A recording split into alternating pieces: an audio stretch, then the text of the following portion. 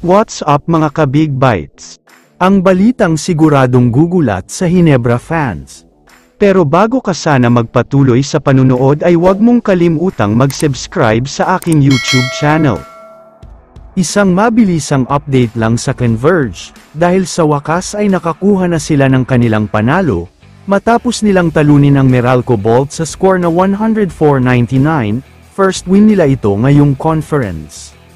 Wala nang chance makapasok ang Converge sa playoffs, pero malaking bagay pa rin ang panalo na ito para sa kanila, dahil mapapataas nito ang moral ng team, lalo pat may balitang magkakaroon daw sila ng revenge next season.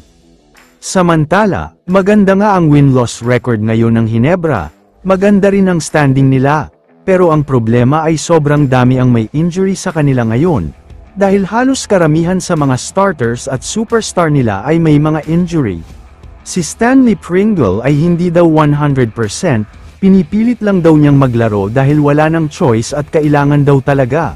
Alam kasi niyang masyado ng maraming player sa lineup nila ang hindi pa rin healthy. Si Japeth Aguilar ay may minor injury rin daw, may bilin nga ang doktor sa kanya na huwag masyadong maglaro ng basketball. Pero kailangan daw talaga ng medyo mahabang playing time dahil sobrang kailangan daw siya ng team.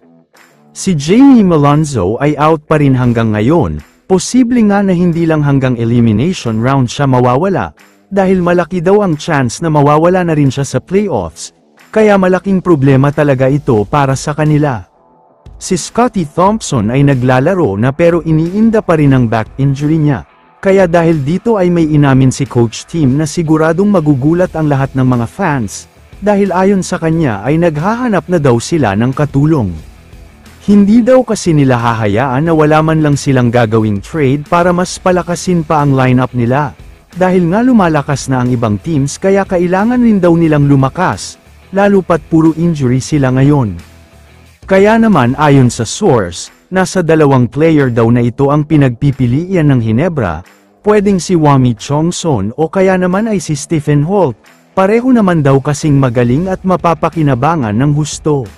Si Chongson ay kayang-kaya gumawa ng puntos at malaki na din ang pwedeng mambag, si Stephen Holt naman ay rookie pa lang pero malaki na ang improvement at madami na ang international experience, kaya asahan daw nating ang mabigat na trade sa mga susunod na araw.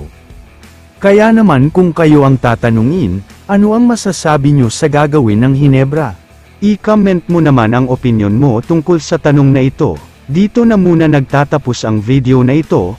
Maraming salamat sa panunood mga ka-Big Bites. God bless sa inyong lahat.